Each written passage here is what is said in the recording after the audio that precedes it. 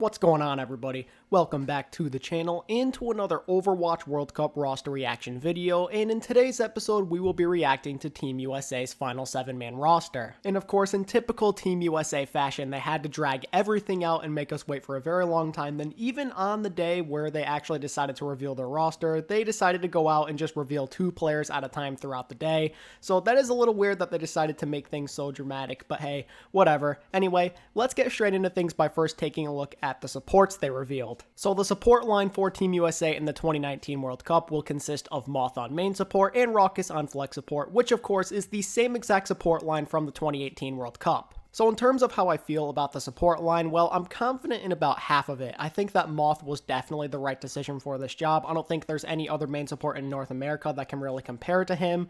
But Raucus, on the other hand, you guys know how I feel if you've been a fan of my channel for a while. I'm not the biggest fan of the selection, even though I kind of saw it coming. Don't get me wrong, I think that Raucus actually has improved quite a bit since around Stage 3 of the Overwatch League this year, but overall, his skill set and just how consistent he is overall is not very good, and he's known to make poor decisions. I think that overall he's pretty decent at Ana, so if Ana ends up being meta in the World Cup, then I think Team USA might be able to get by, but if he needs to play a lot of Zen and even Moira, I do fear that Team USA is going to be put at a severe disadvantage. So it really does make you wonder why he ended up making the team over somebody like Sleepy, who's definitely a lot more versatile. I think the only logical explanation is either that they like Raucus's overall veteran leadership since he's been here multiple times already, or maybe it's something else, like he just synergizes better with Moth, which would be weird because Sleepy did play with Moth for like the entire 2018 inaugural season. In terms of the veteran leadership thing, I feel like Raucus really just isn't needed overall because there's so many other leaders and personalities on this team. Even Moth himself is really good at keeping his teammates in check based off of what we've heard from the San Francisco Shock. So why pick Raucus if you already have all these leaders on the team anyway? What use does he really have to your team at this point? It really does make you question whether Arrow was biased towards the selection process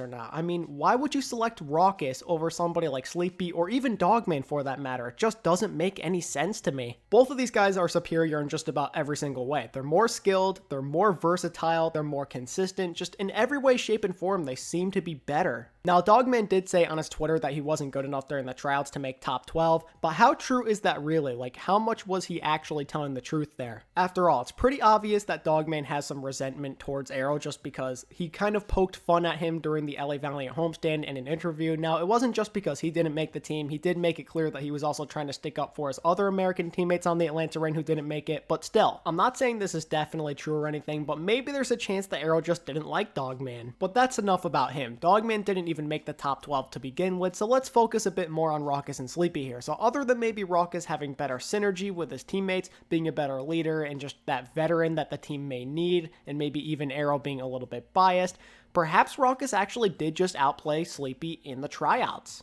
I know it may sound ridiculous, but the truth of the matter is that Raucus has been on this team for 3 years in a row now, and in 2017, it's not like Arrow was the coach. I believe it was Kai back then, so unless Kai was also biased, then it would seem that Raucus actually is like some sort of scrim god. Also, as much as I love Sleepy, like literally he's one of my favorite players in the league, the truth of the matter is that he was kind of on the decline around stage 4-ish in 2019 this year because he wasn't even playing. Guido was the starter. Guido of all people was starting over Sleepy. Now, I will admit that Guido kind of was looking a lot better compared to earlier in the year, and even in 2018 when he was on Seoul, but perhaps Sleepy has just been underperforming as of late. He needs to like hit the reset button, get that rest he needs during the offseason, and come back stronger than ever. So because Sleepy hasn't been doing that great lately, and Raucus has slightly been trending upward, perhaps he kind of just took advantage of that and did better in tryouts. But sadly, even if this does end up being a true statement that I just said, I still would rather have Sleepy on the team than Raucus. And I mean, look at the previous 2 years that Raucus was on Team USA. What did he do to impress anybody outside of the group stage? Absolutely nothing. He did not look very good in that game against South Korea. I think that Jaehong absolutely outplayed him,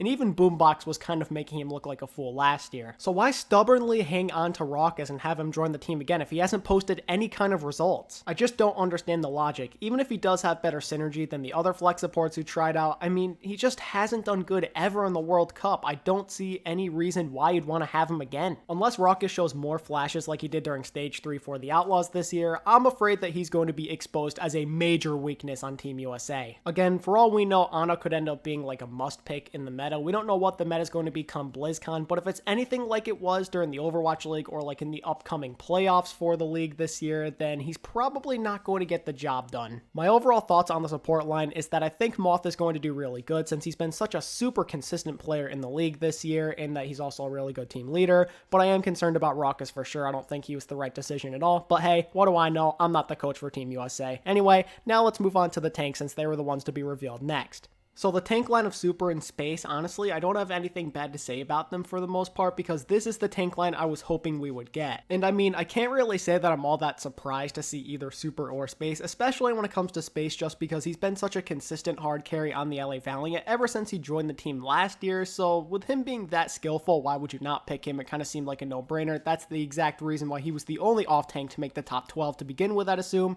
But then Super is a bit more interesting because I thought he'd be the best man for the job, but it definitely wasn't easy for him to get here just because Fact Fiction and Muma were both also in the top 12, so there was a bunch of competition he had to get through. What I find very interesting about all of this is that you can make the assumption that Super's Orisa is probably the worst out of Muma, Fact Fiction, and him, so he really had to have popped off in tryouts or something. But for all we know, Super may have actually been grinding out Orisa and has shown tremendous improvement over a short amount of time. It'd be just like with his Reinhardt, so I wouldn't be all that surprised if that's the case. I mean, does anybody else remember his Reinhardt like early Stage 1? It wasn't anything impressive, but then all of a sudden around the time of the Stage 1 playoffs, or like week 5, I guess I'd say, of Stage 1, he really just started to turn up and it looked like a completely different player. Because he's shown the ability to improve over a short amount of time, I would not be surprised in the slightest if the same thing happened with his Orisa, or maybe even a different character. Perhaps he picked up Sigma and he's looked better on it than Muma and Fact Fiction. I really don't know.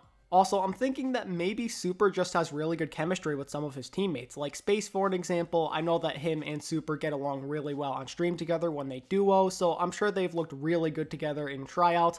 And then also, we know the whole story with Moth. They're San Francisco Shock teammates. They've been together since 2018. And spoiler alert for any of you who have not for some reason seen the Team USA roster, he also gets along with Sinatra, who did make the final cut for DPS. I just have a really good feeling about this Super selection. I don't know about the rest of you guys, but I just think that he's going to do really great for this team and he's going to be a very valuable asset. He'll most likely have good chemistry with most of his team, he has the skill set, and in my opinion, the best quality about Super that he brings to the table is his leadership.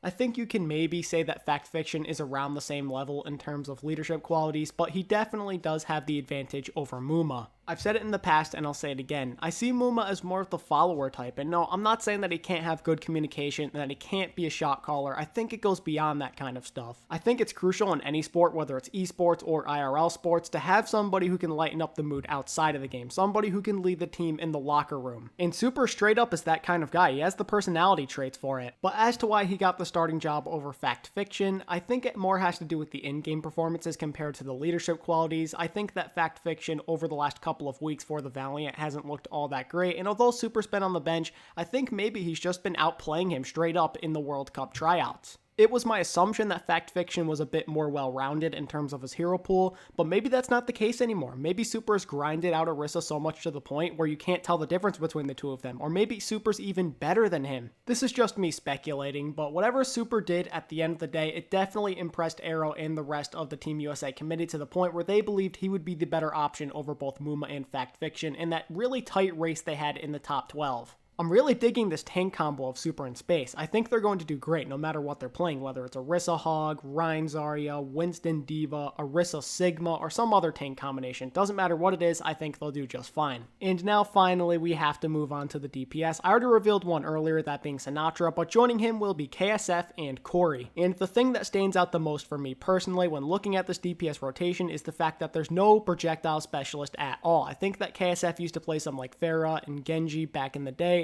but for the most part, the only projectile he's played in the Overwatch League since joining it has been Hanzo. But I wouldn't be worried too much about the lack of a projectile specialist. I think between Sinatra, Corey, and KSF, they'll be able to cover most, if not all, of the projectile heroes in the game. Think about it. If you need a nasty Hanzo, then both KSF and Corey have got you covered. If you want a good Genji, you could play Sinatra, maybe even KSF. Again, KSF has shown the ability to play Pharah in the past, I believe, and then Sinatra's played Junkrat in 2018. I think they're okay. I don't know if they'll be amazing at any of the projectile heroes other than like Hanzo or Genji, but you never know. They could surprise us. And it's crucial to remember that we don't even know what the meta for BlizzCon is going to be. For all we know, Double Hitscan's going to be meta like Krusty, head coach of the San Francisco Shock and Team South Korea, is predicting. And if that's the case, then Team USA should be fine in terms of their DPS because KSF and Corey are both good Widowmakers. Corey in particular is arguably one of the best Widows in the entire world.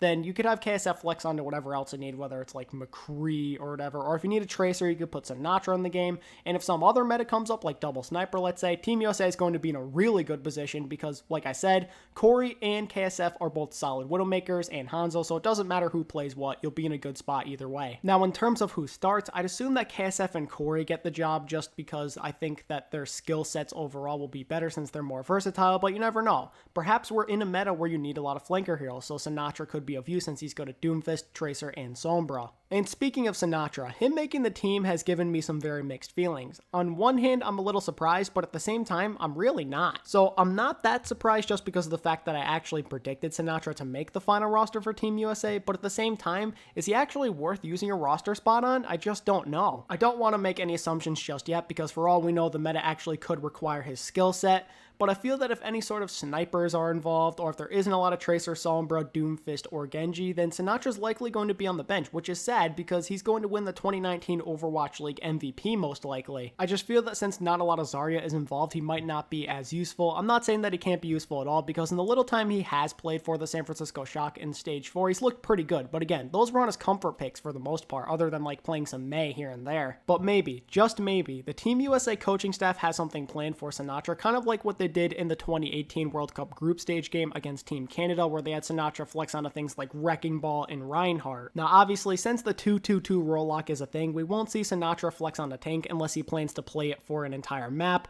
but maybe the Team USA coaching staff has something planned for him on DPS. Maybe he'll play something wacky that you'd never expect him to play. Or maybe the coaching staff plans to utilize him in a way where he's a specialist on specific maps, kind of like on the San Francisco Shock in Stage 4, where he mostly played a lot of 2CP and then some hybrid here and there. I think it's going to be a lot of fun to find out how Team USA utilizes their DPS trio, but also, I just have a lot of confidence in this bunch in general. I think that KSF and Corey are going to pop off, and you never know what's Sinatra. He's this kind of mystery factor. So yeah, that's what I'm thinking of the Team USA 2019 World Cup roster. Overall, I'd say this roster is pretty well rounded. There are a couple of picks that I do question, but I'd say 6 out of 7 members are looking really strong. They've got a really good foundation here. I think Super and Space are going to look really good together, then Corey and KSF should be able to pop off if they look anything like they did in the Overwatch League this year. Oh, and if you're wondering where I think Team USA is going to place in the World Cup this year, well, I do have some confidence in them. I think this roster may actually end up being the strongest they've ever had, but at the same time, I don't want to get my hopes up just because of last year. Last year, I thought that they had a really strong roster, and they ended up blowing it against Team UK in a 3-1 devastating loss. I think it comes down to the mindset. If Team USA takes their opponent seriously and they don't act cocky or overconfident, then they could potentially go far. They have to take this really seriously and act mature, though. I actually do have some faith that Team USA can do this, especially Sinatra and Moth. I believe that they've matured and learned a lot since that loss against Team UK, and especially during their title runs on the San Francisco Shock this year. I'm hoping that Raucus and Space remember that devastating loss to Team UK as well, and they just get more motivated to do well this year and take their opponent seriously, put in the preparation needed, and actually win a game in the World Cup tournament. But because I feel like Team USA will likely let me down again, just like they have in previous years, I'm not going to give myself super high expectations for them, and I'll say that at best they're a bronze medalist, and at worst they end up losing in the top 8 like they've done 3 years in a row. It definitely does come down to who they're facing. Like, if they get matched up with South Korea, for an example, in the first round, they'll likely get eliminated. But other than that, I'd say they have a fair chance of at least winning one game in this tournament. And one more thing before I wrap up the video, I just wanted to say that I almost perfectly predicted Team USA 7-man roster. After seeing the final 12, I predicted that Super, Space,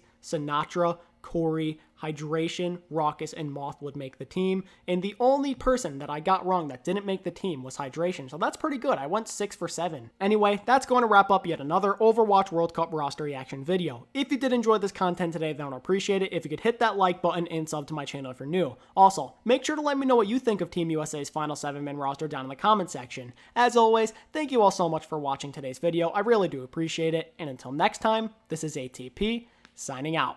Peace.